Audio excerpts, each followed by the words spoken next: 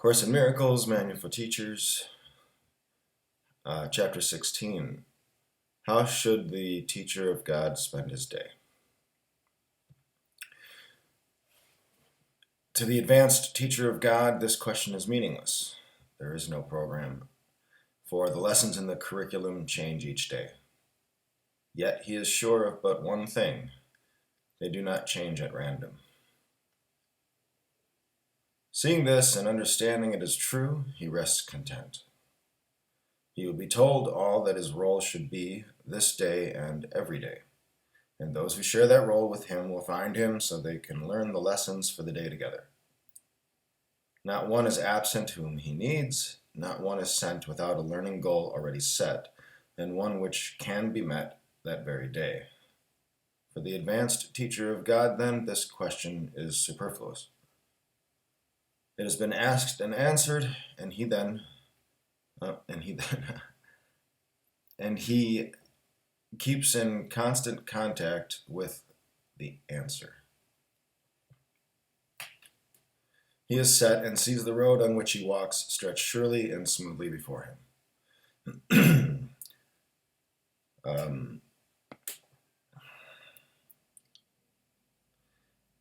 That's for the advanced teacher of God, because as an advanced teacher of God, it is clear that the atonement has been accepted for himself, and he understands that everything that he needs is already there. It's already given. Everything is already in alignment. Nothing happens in God's world by mistake. So staying in God's world, there are no mistakes. It just happens, or it's just what you are. It's just what you are. But what about those who have not reached his certainty? They are not yet ready for such lack of structuring on their own part. There's a certain level of discomfort, unknown, uncertainty that you can't fake it. So that's the lack of structuring. What must they do to learn to give the day to God? There are some general rules which do apply, although each one must be. There are some general rules which do apply, although each one must use them as best he can in his own way. Routines as such are dangerous because they easily become gods in their own right, threatening the very goals for which they were set up.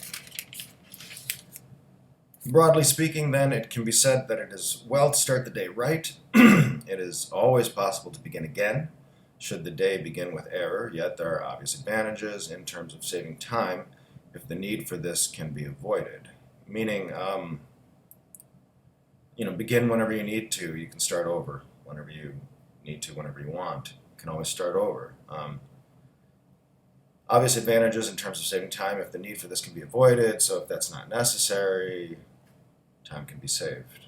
At the beginning, it is wise to think in terms of time. This is by no means the ultimate criterion, but at the outset it is probably the simplest to observe. The saving of time is an essential early emphasis which, although it remains important throughout the learning process, becomes less and less emphasized. At the outset, we can safely say that time devoted to starting the day right does indeed save time. So it's like in general. How much time should be so spent? This must depend on the teacher of God himself. He cannot claim that title until he has gone through the workbook, since we are working within the framework of our course. After completion of the more or less structured practice periods which the workbook contains, individual need becomes the chief consideration. This course is always practical. It may be that the teacher of God is not in a situation which fosters quiet thought as he awakes. If this is so, let him but remember that he chooses to spend time with God as soon as possible, and let him do so. Duration is not the major concern. A meditative prayer or contemplation can be done in a second, can be done over the course of 20 minutes, an hour. Doesn't matter. Um, one can easily sit still an hour with closed eyes and accomplish nothing. One can as easily give God only an instant, and in that instant join with Him completely. Perhaps the one generalization that can be made is this: as soon as possible after waking, take your quiet time. Continuing a minute or two after, you will begin to find it difficult. So continue anyway. It's like practice. You may find the difficulty will diminish and drop away. If not, that is the time to stop. The same procedures should be followed at night. Perhaps your quiet time should be fairly early in the evening, if it is not feasible for you to take it just before going to sleep. It is not wise to lie down for it. It is better to sit up in whatever position you prefer. Having gone through the workbook, you must have come to some conclusions in this respect. If possible, however, just before sleeping is a desirable time to devote to God. It sets your mind into a pattern of rest and orients you away from fear. That's really important. It orientates you away from fear. Fear is the lack of trust in God.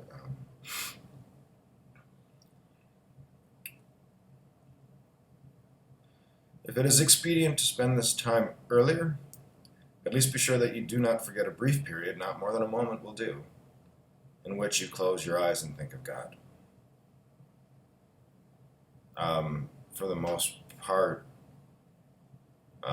momentarily pausing and thinking of God is the way to start again, the way to start over, the way to remind yourself. Could even be the atonement prayer, here I am, etc.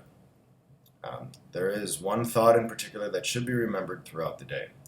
It is a thought of pure joy, a thought of peace, a thought of limitless release. Limitless because all things are freed within it. You think you made a place of safety for yourself. You think you made a power that can save you from all the fearful things you see in dreams. It is not so. Your safety lies not there. What you give up is merely the illusion of protecting illusions, and it is this you fear, and only this, of losing the ego. That's the most difficult thing. How foolish to be so afraid of nothing at all. Your defenses will not work, but you are not in danger. You have no need of them. Recognize this and they will disappear, and only then will you accept your real protection. How simple and how easily does time slip by for the teacher of God who has accepted his protection.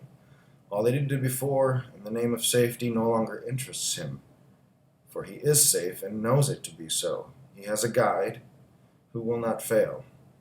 He need make no distinctions among the problems he perceives, for he to whom he turns, with all of them, recognizes no order of difficulty in resolving them. He is as safe in the present as he was before illusions were accepted into his mind, and he will be when he has let them go. There is no difference in his state at different times and different places, because they are all one to God. This is his safety, and he has no more need than this. Yet, will there be temptation along the way? The teacher of God has yet to travel, and he has need of reminding himself throughout the day of his protection. How can he do this, particularly during the times when his mind is occupied with external things? He can but try, and his success depends on his conviction that he will succeed. Vigilance. He must be sure success is not of him, but will be given him at any time, in any place and circumstances he needs it. Be ready, be willing, and then the able part is provided. There are times his certainty will waver, and the instant this occurs, he will return to earlier attempts to place reliance on himself alone. Forget not that this is magic, and that magic is a sorry substitute for true assistance. It is not good enough for God's teacher because it is not enough for God's son. The avoidance of magic is the avoidance of temptation, for all temptation is nothing more than the attempt to substitute another will for God's. There is no substitute for the will of God. These attempts may indeed seem frightening, yet they are merely pathetic. Not that I am pathetic, but the attempts are pathetic. They can have no effects, neither good nor bad, neither rewarding nor demanding sacrifice, healing nor destructive, quieting nor fearful. When all magic is recognized as merely nothing, the teacher of God has reached the most advanced state. All intermediate lessons will but lead to this and bring this goal nearer to recognition. For magic of any kind, in all its forms, simply does nothing. Its powerlessness is the reason it can so easily be escaped. What has no effects can hardly terrify. There is no substitute for the will of God. In simple statement, it is to this fact that the teacher of God devotes his day. Each substitute he may accept as real can but deceive him, but he is safe from all deception if he so decides. Perhaps he needs to remember, God is with me, I cannot be deceived. Perhaps he prefers other words, or only one, or none at all. Yet each temptation to accept magic as true must be abandoned through his recognition, not that it is fearful, not that it is sinful, not that it is dangerous, but merely that it is meaningless. Recognizing that it is rooted in sacrifice and separation, both of which are not true or necessary, two aspects of one error and no more, he merely chooses to give up all that he never had. And for this, quote unquote, scare quotes, sacrifice is heaven restored to his awareness. It is not this an exchange that you would want? The world would gladly make it if it knew it could be made. It is God's teachers who must teach it that it can, that this decision can be made.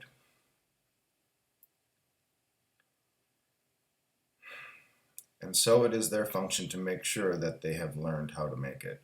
No risk is possible throughout the day except to put your trust in magic, for it is only this that leads to pain. There is no will but God's.